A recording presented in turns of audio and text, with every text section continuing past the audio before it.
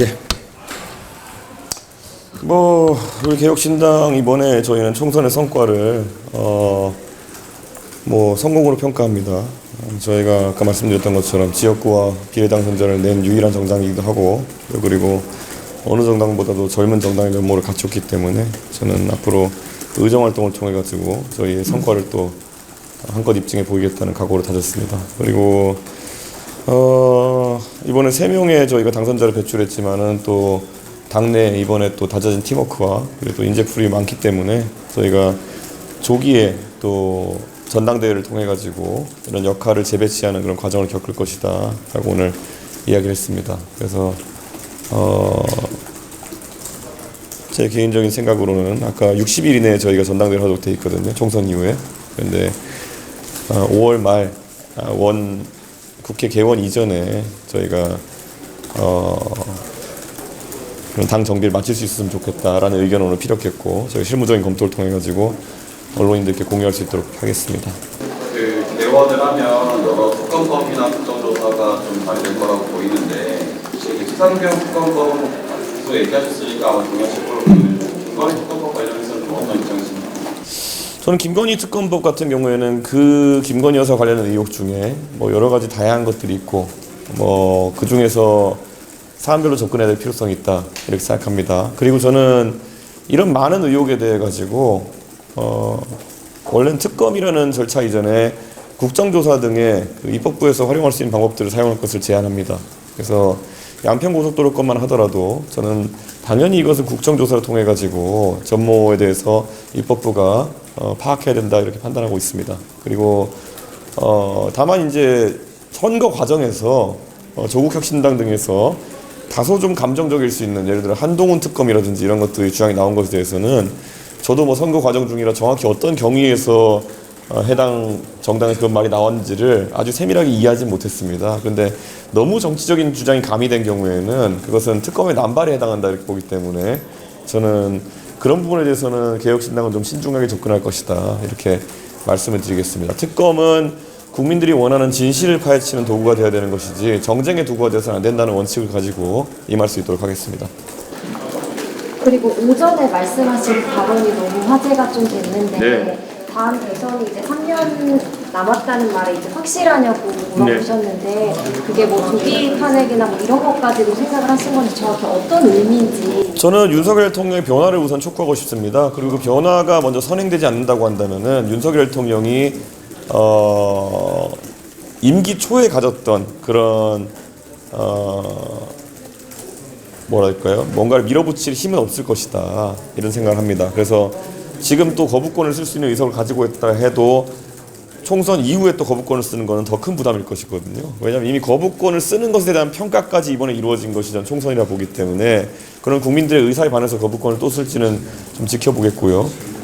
그렇기 때문에 윤석열 대통령께서도 첫째, 제가 야당의 대표로서 바라는 바는 국정 운영 스타일을 바꿔달라라는 것이고요. 그리고 만약에 그럼에도 불구하고 그렇게 되지 않는다든지 했을 때 저는 대통령께서 전국을 돌파하시기 위해 가지고 다양한 야당과의 타협안을 내실 수밖에 없을 거다. 근데 그중 하나가 권력의 어쨌든 분산을 위시한 그런 여러 개헌 과제라든지 이런 것을 내실 수도 있고, 그리고 그 개헌이나 이런 것들이 탄력 있게 추진되기 위해서는 결국 권력 구조나 아니면은 임기 단축에 대한 부분도 얘기할 수 있다고 좀 봅니다. 그렇기 때문에 저는 당연히 이런 것을 상정하는 게 아니라 당연히 대통령의 변화가 먼저 최우선 과제이고, 그런 일이 발생하지 않으면은 굉장히 국정 운영에 어려움이 생길 것이기 때문에 저는 그런 가능성을 놓고 언급한 것이지 탄핵이라든지 이런 것들을 언급한 것은 아니다 이렇게 말씀드리겠습니다. 근데 잘 기억하시는 것처럼 2016년에 박근혜 정부가 어느 정도 지지율이나 이런 저하로 해서 위기에 빠졌을 때 그때도 처음에 나왔던 얘기는 전혀 탄핵이라는 게 아니었습니다. 대통령께서 내각 총사퇴라든지 이런 걸 통해서 일신해달라는 요구가 처음이었고, 그 다음에는 이제 국정조사나 특검을 하자는 여론이 그 다음에 있었던 것이고, 그 이후에 이제 사실 그게 국민들이 만족하지 못했기 때문에 더 고조된 것처럼 전 대통령께서도 지금 상황을 심각하게 받아들이셔야 된다. 사실 여당이 선거를 이렇게 패하는 경우가 흔하지 않습니다.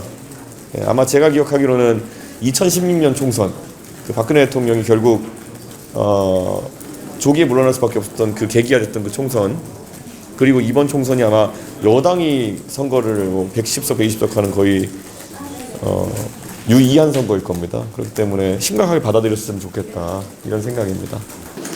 그 대권 주자로 발돋을 했다. 그 천하람 위원장 보고도 마크롱 언급하시는 거예요. 지금 개혁신당에게 주어진 과제가 있다면 전 대권보다도 지방선거를 이야기하고 싶습니다. 결국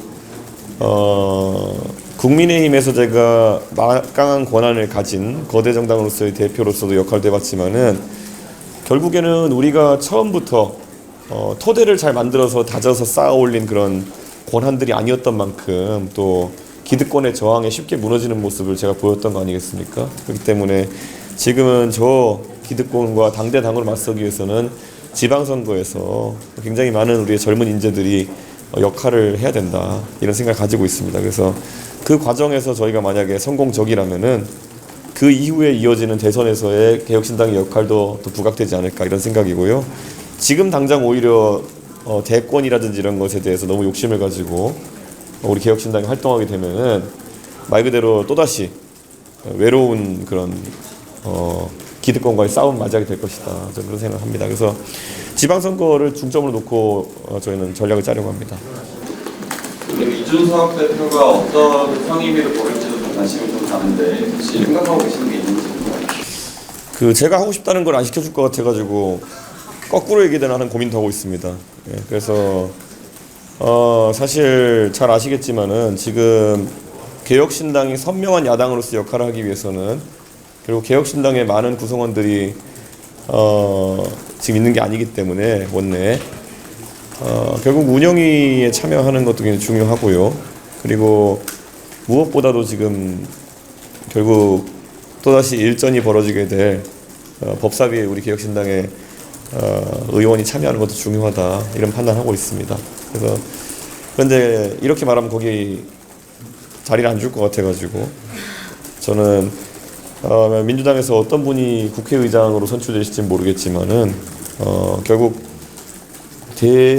대여 전선에 있어가지고는 저희가 정책적으로는 민주당이나 아니면은 또 조국혁신당과 많은 이견이 있을 수밖에 없는 위치지만은 또 입법부로서 역할하는 데 있어가지고는 개혁신당의 역할이 있고 또 그리고 개혁신당을 지지하는 국민들이 충분히 있다는 것을 인지하고 그런 상임 배분이 이루어졌으면 좋겠다 이렇게 말씀을 드리겠습니다.